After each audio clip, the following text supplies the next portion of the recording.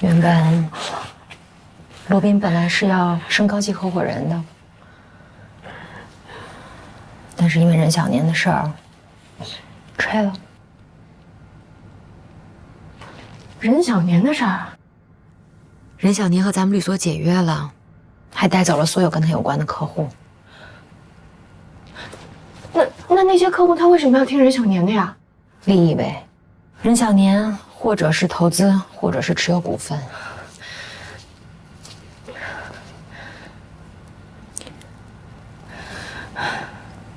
那我走好了。哎，你别傻了。再说你现在走也来不及了。任小年已经签约新的律所了。是龙科吗？嗯。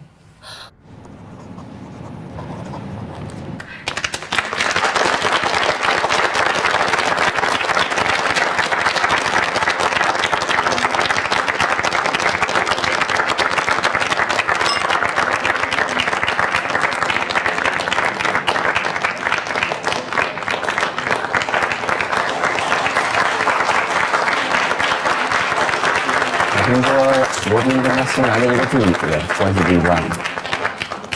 啊？是吗？那姑娘叫黛西，啊，全律所都不知道她的来历。罗宾就特别信任她，去哪儿都带着她。据说就是为了她才跟我爸翻脸的。是吗？嗯。来。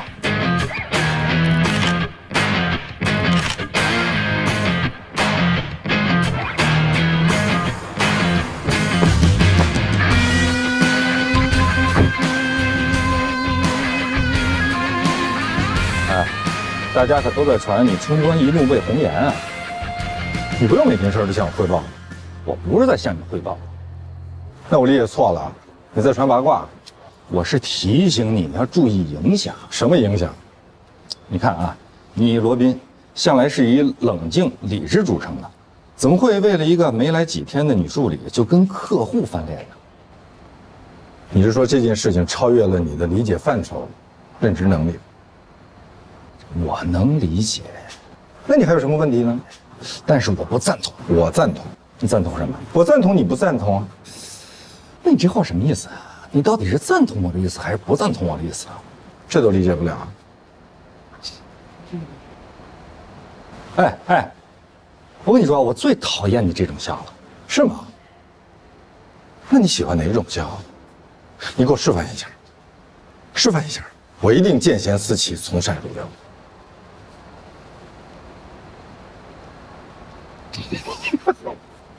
你嘲笑我？没有。那你又笑什么？我不觉得这有什么可笑的。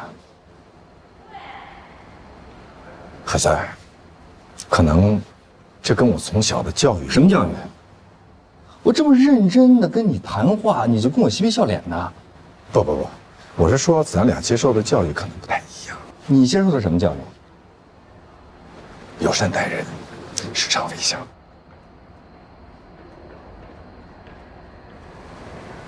OK， 我尊重你。既然你不喜欢这种笑，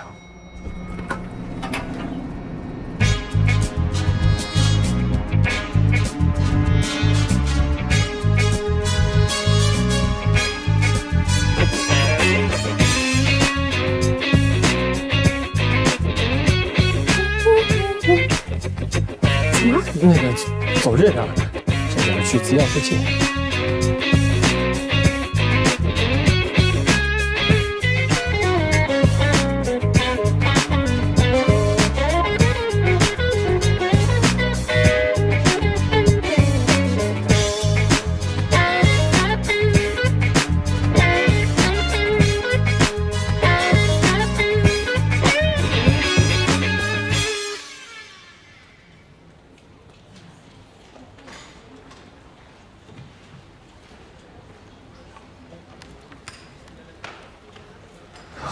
何老师，刚才为什么不看我？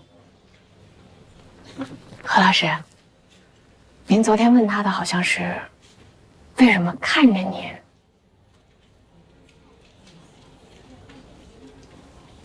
我这么可笑吗？没有啊。那你笑什么？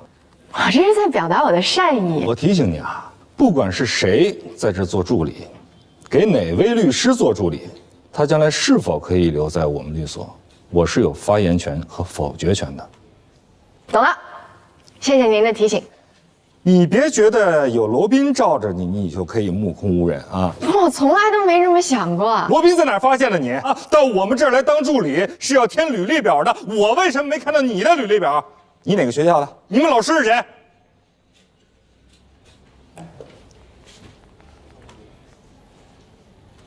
何塞老师，干嘛？司法考试一共14门课程，法理学、法制史、宪法、国际法、国际司法、国际贸易法、经济法、法律、职业道德、刑法、刑事诉讼法、行政法、民法、商法、民事诉讼法。任何一门课程，任何一部法，您随便考。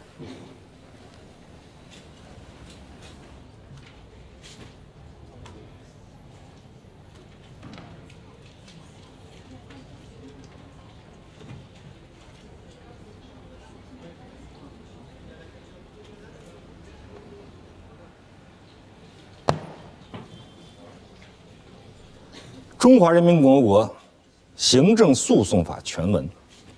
1989年4月4日，第7届全国人民代表大会常务委员会第2次会议通过，根据2014年11月1日第12届全国人民代表大会常务委员会第11次会议通过的《全国人民代表大会常务委员会关于修改中华人民共和国行政诉讼法的决定》第1次修正，根据2017年6月27日第12届全国人民代表大会常务委员会第28次会议关于修改中华人民共和国民事诉讼法和中华人民共和国行政诉讼法的决定第2次修正。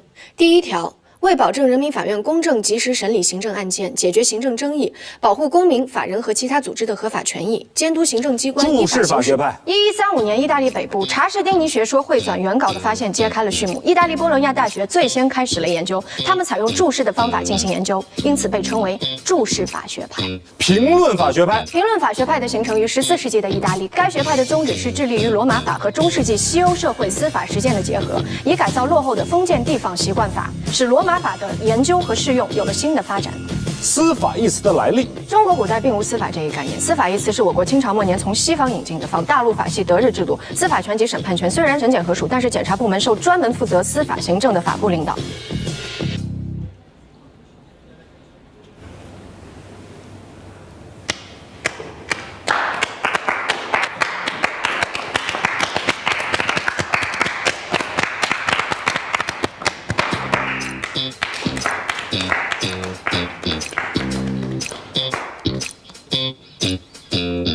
你行吗？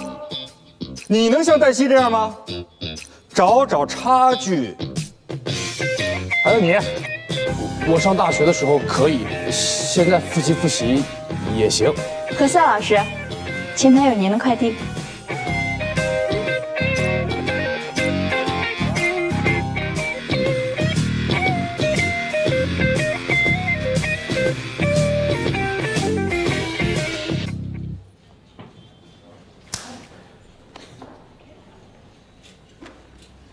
你跟何塞怎么了？他不喜欢我的笑容，而我又实在没有办法让他笑得满意。他到行政那边投诉，说以后要由他管理所有的助理律师和实习律师，谁都不能例外。黛西除外，我跟封印说好的。这个黛西到底是什么来路啊？你怎么老问这个问题？因为你为了他得罪了任小年啊。是任小年得罪我。他自以为自己很有钱，可以不把任何人放在眼里。我不需要服务这种客户，我有这个权利。这个黛西真的没有任何背景？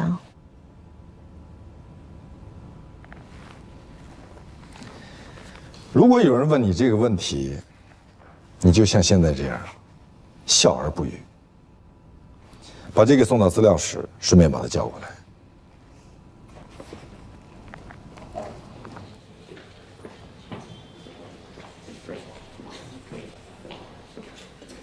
什么呀？游戏设备这么多？哎，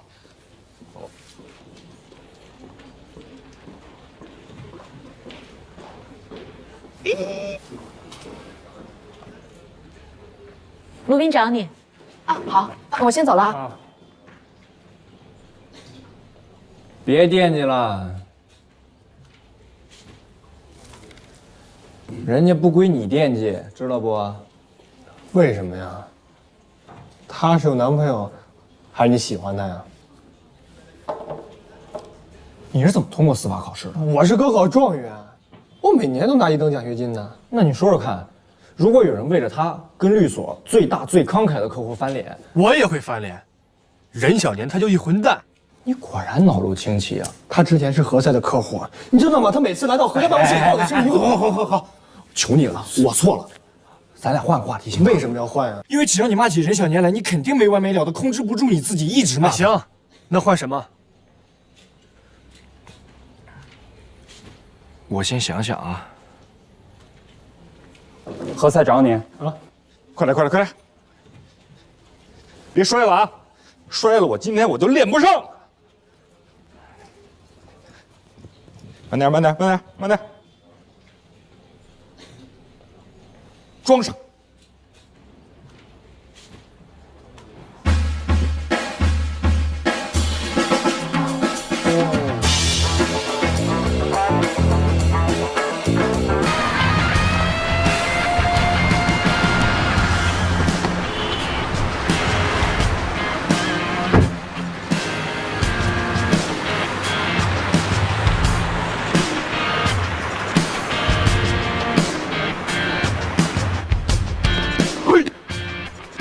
哎，脸色不好，昨晚没睡好啊？你去忙你的，我去买早点。我跟你一块儿去。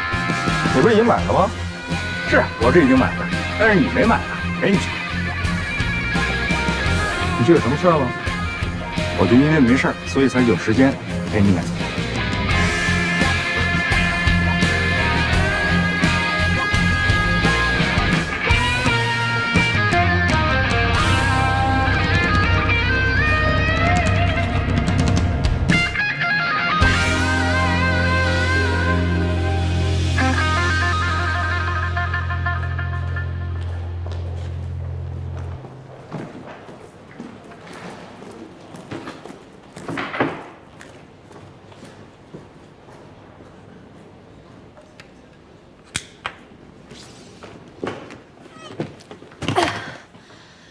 这些都是我已经做好的，一会儿他来了，麻烦你给他。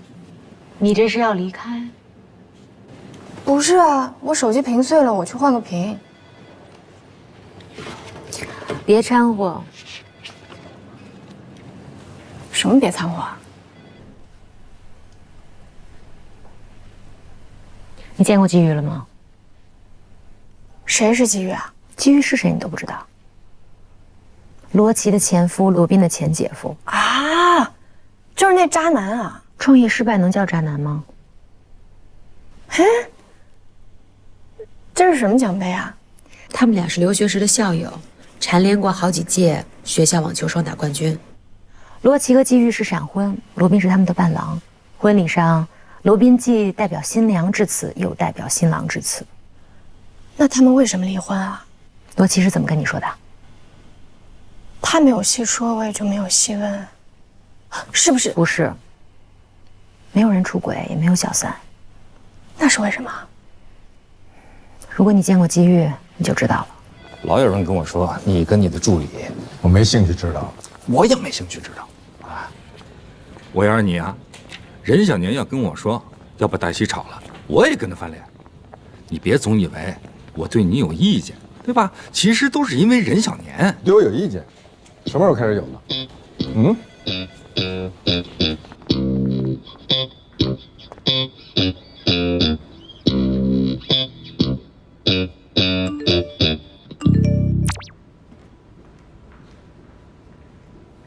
丽娜不在她的位置上。丽娜很少不在自己的座位上。你应该到律所去转一圈，看看还有谁不在自己的位置上。我想跟你解释一下。不用解释，我要解释。那就快点儿。你赶时间吗？我在赶你。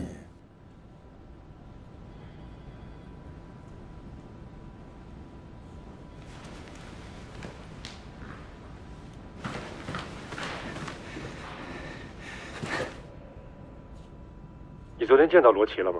他是怎么说的？我跟你说啊，我对你其他的事情没有任何意见，我唯一有意见的就是你对人的态度，你太目中无人了。好，我一定有则改之，无则加勉。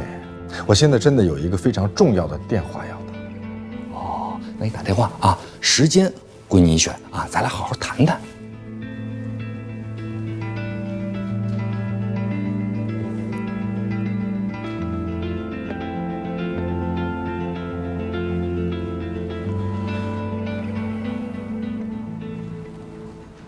请问你又有什么指示？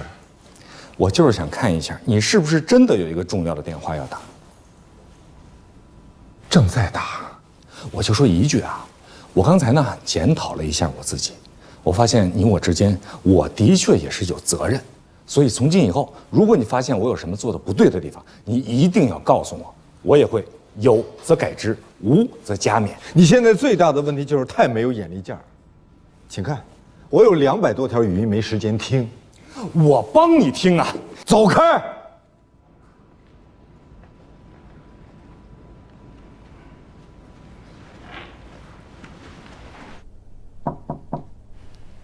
我刚才跟你说的，千万不要告诉罗宾。好。大白天的锁什么门？哪条法律规定白天不能关门啊？罗律正四处找你呢。哦，好好好。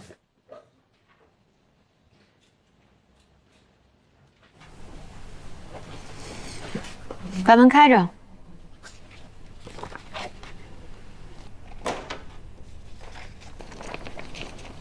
哎，我跟你解释一下，我刚才的确想把这门关上，我想跟你说点关起门来说的话。什么话？算了，还是开着吧。明人不说暗话。你到底要说什么？说呀！你刚才跟黛西说什么了？你可以不告诉我，但是我必须跟你说，有人说黛西和罗宾关系不一般。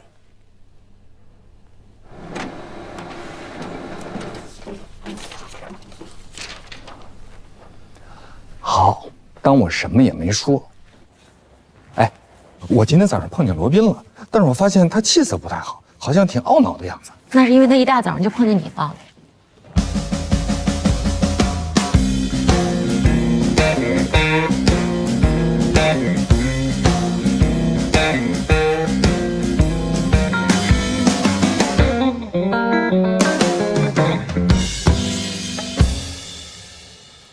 丽娜跟你说什么了？没有人跟我说什么。那就是说了。您这是猜测。不，我原本做好了一上班就听到了你辞职的喜讯。我不辞。我现在出去一趟，我桌上有一份150页的合同，你来负责校对，并且出具律师意见。您去哪儿啊？你问多了。不是，我的意思是，我可以去和罗琦姐好好聊聊。打住！如果不是你出谋划策，罗琦还真想不出这么狠的招。是你姐把你前姐夫描绘成了一个渣男，那你就信了？啊？所以给他出这么损的招？我错了。那他有没有告诉你，到底为什么不让孩子见父亲？你告诉我。我不知道啊。你不知道你就乱给人出主意。我这是凭常识。如果一个母亲不愿意让自己的孩子见父亲，一定有她的道理。那你要问，让他说出那个道理，然后判断那个道理是不是符合法律。还戳到他痛处，这不是理由。倒是你，我觉得你才应该问，因为你们才是家人。那150页合同，希望我回来之前你已经做好